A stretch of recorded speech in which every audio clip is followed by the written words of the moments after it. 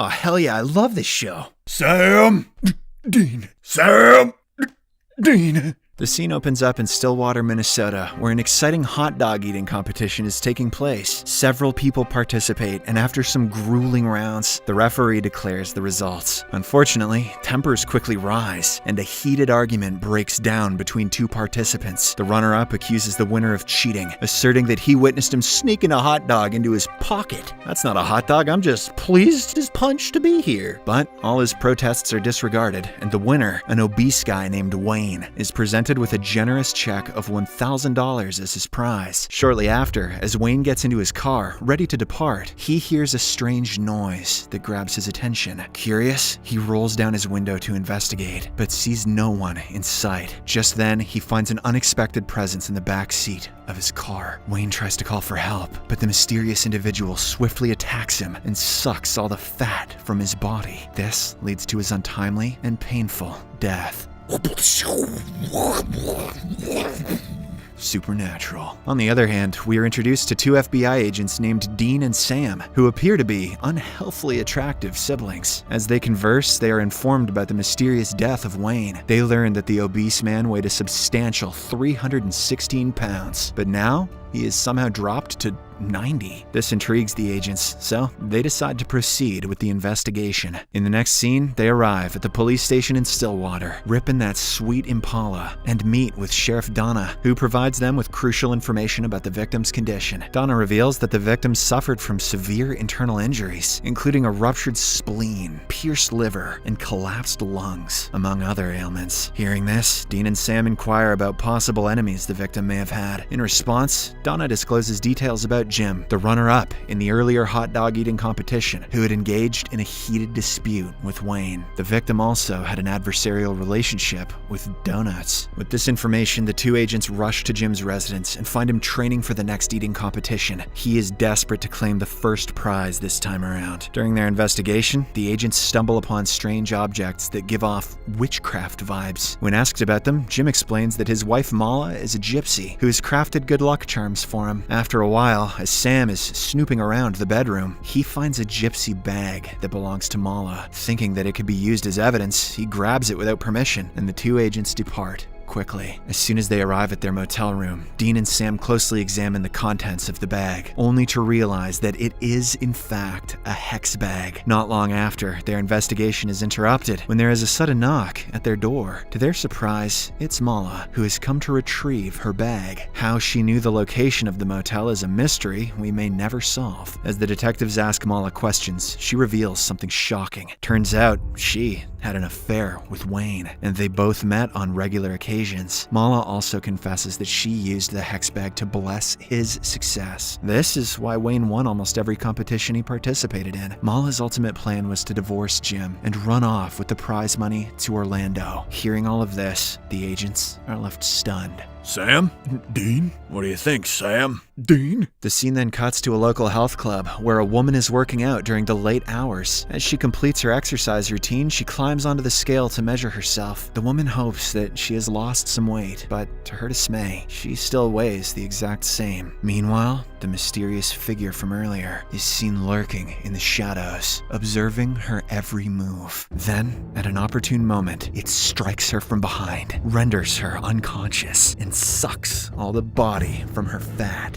I think we got that backwards. The next day, Dean and Sam arrive at the scene of the murder. They uncover a disturbing similarity between this victim and the previous one. They both lost an excessive amount of weight before their untimely demise. Furthermore, the agents detect a strange mark on the deceased woman's stomach, which they assume to be a suction mark. After this, Dean heads to question the person in charge of the gym, while Sam heads to the morgue to examine the body of the first victim. According to the gym leader, she handed over the key to the victim and left early as she had a date to get to. In the middle of their conversation, the manager reaches for a tissue when Dean notices a similar suction mark on her back. He immediately questions her about it, but the woman becomes startled and doesn't say anything. Later that day, the two agents meet at their motel, where they exchange and combine their findings. Dean shares his discovery regarding the gym manager's suction mark, revealing that she had recently undergone significant weight loss at Canyon Valley Spa. In order to dig up further information, the two head to that spa, which seems to be offering a mysterious way to lose weight without dieting or exercising. Upon reaching there, Dean and Sam pose as personal trainers who are in search of jobs. They claim that they have years of experience in this field. To their luck, the owners of the spa, Larry and his wife Maritza, buy their story and welcome them. They then start explaining their background and the unique services that they offer. After a brief conversation, Larry and Maritza hire Sam as a trainer, while Dean is assigned to work in the food service department. Later on, we see Sheriff Donna at the same spa, hoping to find some relaxing respite from her duties. She schedules a session with Maritza, and the latter introduces the concept of cupping, a procedure for losing weight. Well, sounds like a sex thing. Maritza asserts that even celebrities resort to this technique, as it eliminates toxins from the body. The unsuspecting sheriff agrees to the procedure without thinking much of it. But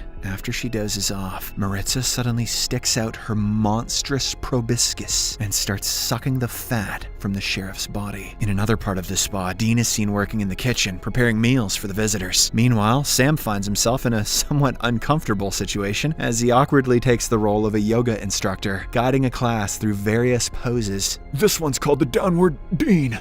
But this turns out to be the perfect opportunity to gather more information. Sam discreetly observes the clients and shockingly finds that they all have suction marks on their backs. Back in the kitchen, Dean is overwhelmed by hunger, so he stashes a bowl of pudding in his pocket. He then sneaks away to the basement and starts enjoying it. As Dean finishes eating, an unexpected sensation washes over him as he begins to feel lightheaded and dizzy, implying that the pudding contains a heavy dose of sedative. But before he passes out completely, Dean manages to summon his brother, urgently seeking assistance. In the next scene, as Sam reaches the basement, he finds Dean lying down next to a pile of sweet potatoes. After learning about the drugged pudding, he confronts the chef angrily. The latter tries to claim innocence, but when Sam keeps on pushing, he reveals that he was forced to add supplements to the dishes on the order of Larry and Maritza. Later, in the evening, Sam and Dean are having a conversation with Donna, who eagerly shares her joy at having lost 10 pounds on her very first day at Canyon Valley Spa. She also confides in them about her past, revealing that her husband abandoned her because she was chunky and loved food. From that day onwards, she wanted to feel pretty and desirable again. Donna worked hard for years, but didn't get any results. But now, at Canyon Valley Spa, she is finally fulfilling her wish. As their discussion progresses, Sam and Dean shift the focus to the mysterious connection between the spa and the murders they've been investigating. They bring up the topic of the suction marks, and to their surprise, Donna reveals the same mark on her own body. However, she insists that it's a result of Maritza's cupping procedure. It's just a sex thing. The agents then inquire about the pudding, and Donna confirms that she ate some too prior to her session. Hearing all of this, the brothers connect some dots and finally come to the conclusion that Maritza is the prime suspect for the murders. On the other hand, the evil couple also finds out that Sam and Dean are undercover agents. This causes them to panic, and they decide to get rid of the evidence as soon as possible. Maritza begins dumping the containers filled with the extracted fat into the garbage, but at the same time, Sam and Dean walk in and catch her red-handed. Now that she's apprehended, Maritza decides to come clean about everything. She reveals that she is a pistachio,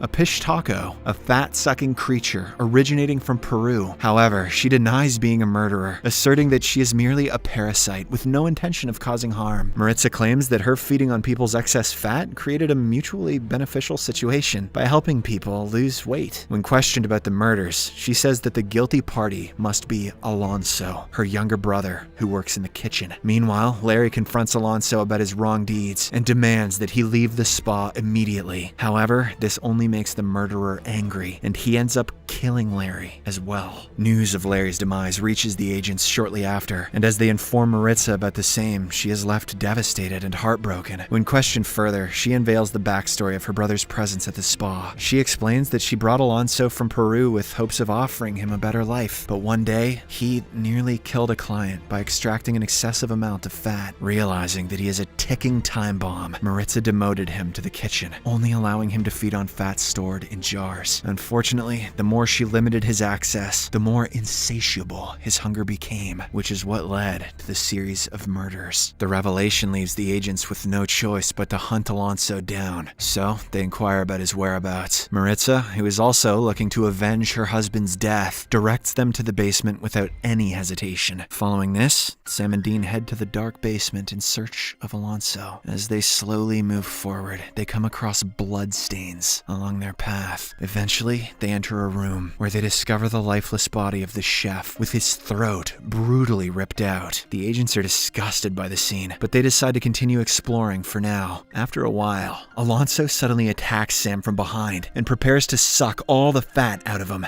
But before he can do so, as usual, Dean arrives in the nick of time and slashes Alonso's throat, finally ending his life. Following this, the police arrive at the spa to handle the bodies. While Sam approaches Maritza and offers her comfort, he informs her that he lied to the police about her illegal business to save her from jail time. Maritza expresses her gratitude for all that he has done, but Sam tells her that it's best if she were to return to Peru. There, she can be with her people and live happily ever after. Maritza is a bit conflicted about the idea, as she came to the States to live her dream. However, after a long thought, she agrees. The episode ends as both brothers return to their bunkers and chat about their love lives and stuff. They just do brother things, because that's what brothers do. Subscribe for more videos like this, turn on notifications, and leave a like to help the channel out. Thank you for watching.